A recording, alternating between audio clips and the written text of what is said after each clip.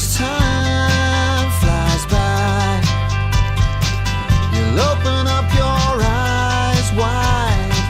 You feel it's gonna go your way. Hey, hey,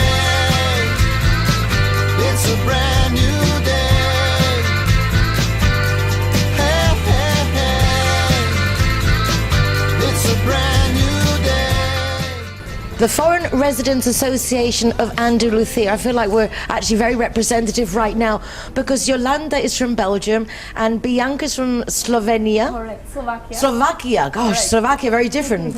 And then we have Hector, who is from Spain and also Argentina, and me, little old England, but with Belarus and Russian and Polish ancestors as well. So all very international, which is very typical of Marbella Now, not the program, but Marbella Now. 137 nationalities, all registered on the town census. And in that lovely painting that we have next to us, you'll see a very emblematic newspaper. 3 letters, sur, means south in Spanish, but it meant a lifeline to many people back in the day when the first edition came out in English. And now there's Russian and there's German. Absolutely amazing. And this gentleman, Hector, is in charge of all that. But before we get to speak to Hector, we're going to go over to Jolanta there, because together with Bianca, they are making a very emblematic presentation right here on Marbella Now TV. So this is a big exclusive. They are going to tell us a bit of history about this painting, and I think there's going to be a special donation by Jolanta. Jolanta, congratulations. Welcome back to Marbella Now. Hello, good afternoon to everybody. Thank you very much. It's a big pleasure for us to be here and have this opportunity to give this gift to the special people from Marbella, I will say, which contribute very hard for integration. That's why we are here, and we have a big honor for us to have Mr. Hector Barbotta, and that we can give of your hands this present, which is very symbolic for Andalusia, because the orange and the sur, and of course Diario Sur. That's the reason that we are here. You mentioned before, Jolanta, that this painting has been in your family for years. It's heritage, Yes, living heritage. Exactly, it's like you said.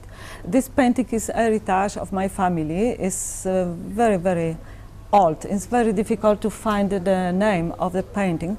We have tried some years ago to look in the internet everywhere to find this painter. But it was impossible still today. Maybe later with the publicity, maybe we will find it. Exactly, you just never know. Bianca, I'm going to hand the microphone over to you. Tell us a little bit about what's going on, because you're trained event specialist from our wonderful Les Roches, so that's very commendable. Tell us a bit about yourself, Bianca, and about why you're here today. Thank you very much, Nicole, for the words. Hello, everybody. I'm very delighted to be here today and to be by side of such wonderful people, this wonderful environment. And I'm here to express with Mrs. Jolanta for the Foreign Residents Association of Andalusia our gratitude from the FRAA to the Diario Sur for absolutely wonderful work done through publication in all kinds of different languages, which makes foreigners come even more together and we feel united. And I think Diario Sur is making an absolute masterpiece with its work, and we are here to express that gratitude that you're making through that integration. Thank you. Yeah, definitely applause there, well deserved. Hector, good afternoon, Happy New Year. Happy New Year, good afternoon. It's quite something. You are in charge of the SUR for Marbella and Estepona, but that's not just one newspaper. That's a lot. What's it like managing so many foreigners and finding out so many different things that go on each week?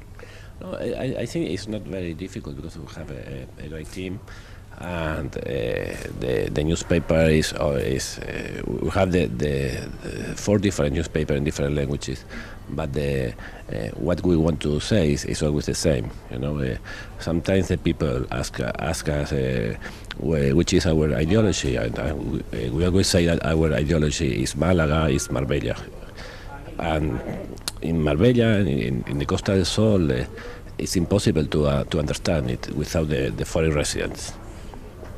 I mean, it's impossible to understand the south of Spain without the foreign residents, and they are very important for us.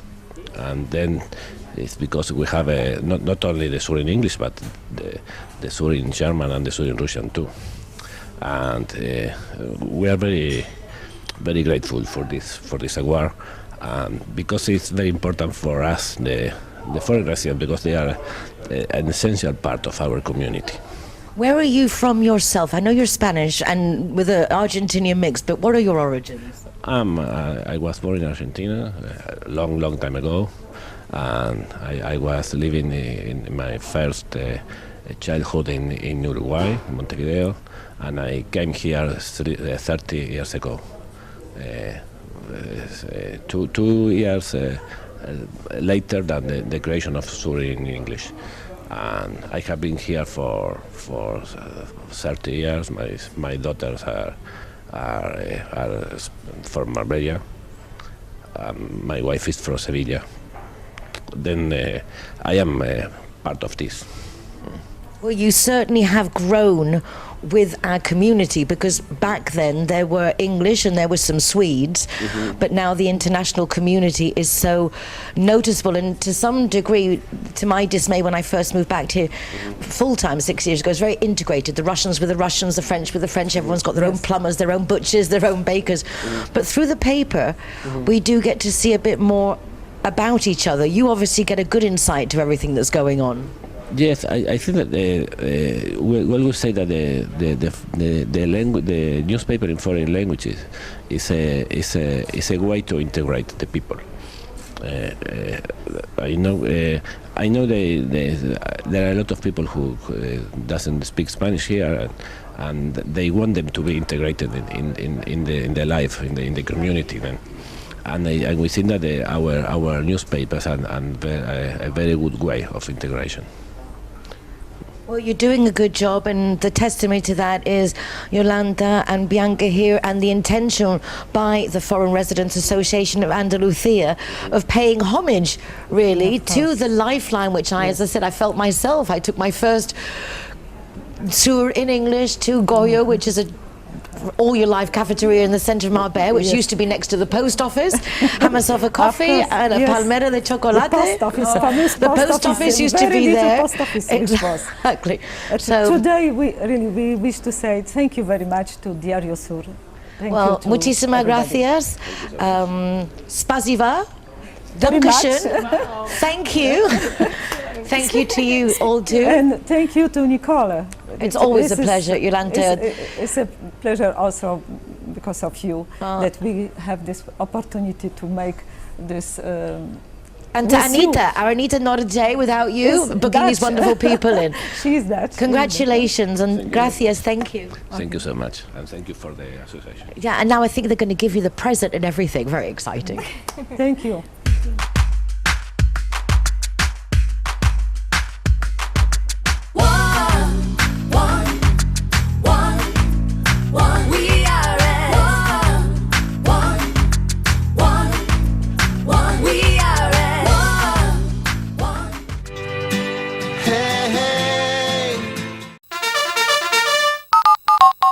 Yeah, I'm here in Marbella, but it says here I'm in La Canada.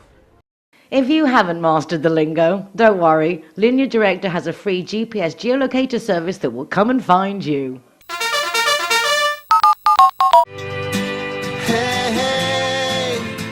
We have such an interesting guest now. I can't wait to introduce you. Kathryn Pope, the people, Kathryn Pope.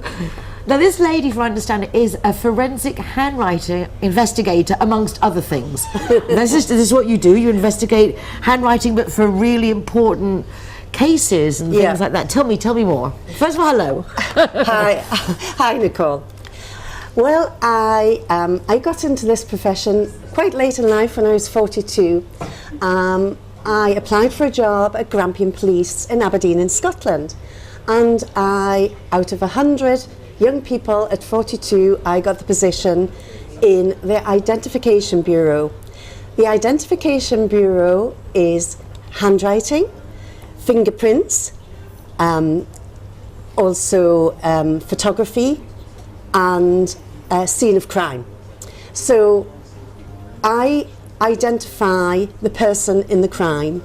So in handwriting, I get things like wills, leases, anonymous letters, and sometimes they're involved in murders, £100 million deals, all sorts. But you have to do you do special training for this, or is I it just did. you had this gift No. that they put you here like, oh gosh, she's good at this? No, I learned on the job with Grampian Police for a good 3 years, and then I was authorised by the Secretary of State for Scotland to go to court as a handwriting expert. Oh my gosh, so you're part of like these TV shows that we get to see, that somebody's freedom or not depends on your testimony. Oh, it's a big responsibility. It is, that's true. Yes. You seem to carry it very jovially, very lightly. Well, do you know, I really enjoy doing it. One of my biggest cases was £100 million of cocaine, which was brought into the west coast of Scotland by a Spanish sea captain. No one we know. So, And- how were your services employed there to like unmask what was going on? Well, this case made legal history, because this gentleman was originally given 30 years in prison, which was reduced to 25. He had brought his ship into the west coast of Scotland, liaised with some gentlemen that lived there, and he was offloading the cocaine, and he got caught. But he managed to escape. But when the police investigated, there was a little note, just 3 inches square, in his cabin, which named the people he was liaising with on the west coast. And at the time I worked for Grampian Police, and we had to identify their handwriting, which confirmed this was a gentleman that brought the £100 million of cocaine into Scotland. Just by those 3 words, you could show that he'd written them and he knew what was going on. Well, there was more than 3 words. Yeah. It was just a tiny bit of paper, and it gave the nicknames of the gentleman in Liverpool who had helped him. It just goes to show, huh? Yeah, It just yeah. goes to show. So, yeah. So you hadn't been doing anything like that, as you said, until you were 42, and then you got involved. I suppose that takes up a lot of your time, but now you're in Marbella, so when did the change come? How come you're here with us, which we're very happy about? Well, after about 9 or 10 years, I left the police and I opened up my own private business, FHDI, Forensic Handwriting and Document Investigation. And I've been doing that for over 20 years as a private business. And it means I can do it from my office in Scotland, or now, because my husband likes the warm weather in Spain, we have lived in Spain for about 10, 11 years. So I go backwards and forwards between Spain and Scotland, and that's how I do it. What an idyllic life. It just goes to show, if you set things up properly, you actually get to live the dream. Is it here that you became involved with the Marbella chapter of the British Legion? I mean, when you say Legion, I'm thinking of the French Foreign Legion, and it sounded so ominous. It's like, I can't wait to meet this woman, because I think it's more about poppies and remembrance and charity than really sending you off to the French Foreign Legion. That's true. Well, it was quite a coincidence, because my husband wanted to come and live in the south of Spain. But I had a really good friend of 50 years, Heather Lloyd, and her past husband, David, started the British Legion in Marbella 12 years ago. They were very successful. At the time, there was a lot of branches along the South Spain coast, sort of from Estepona to Nerca, and then further inland, Molinho. And David was very successful in starting the Marbella branch. And what we do, we meet every Friday. The main aim is to raise funds for the British Legion. I think you'll have probably all seen the Royal British Legion, 11th of the 11th, Remembrance Day, on the television from the Royal Albert Hall with the the royal family.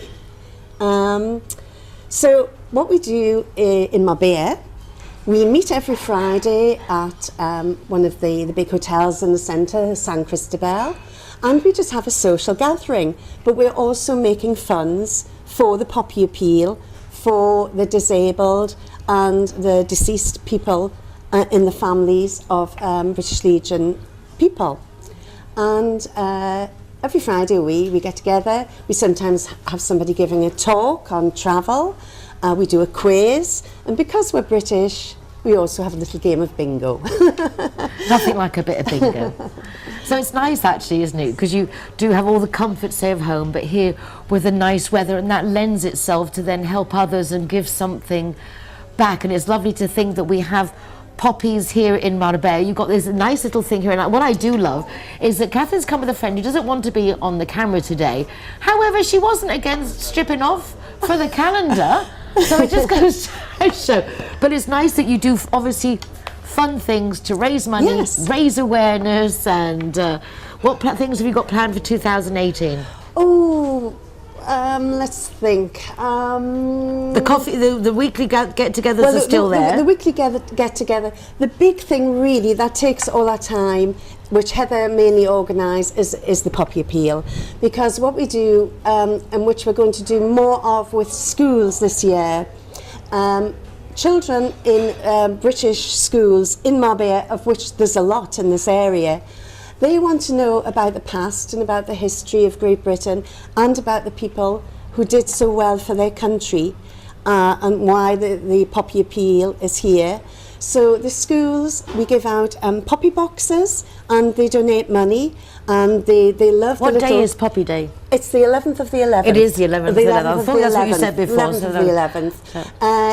In Fuengirola at Salon Variety, on the nearest Sunday, we have a service, and the scouts and the guides and all the branches around this area with their banners are on parade, and we have a service which one of the ladies in a branch is a minister, and she takes the service, and it's really lovely.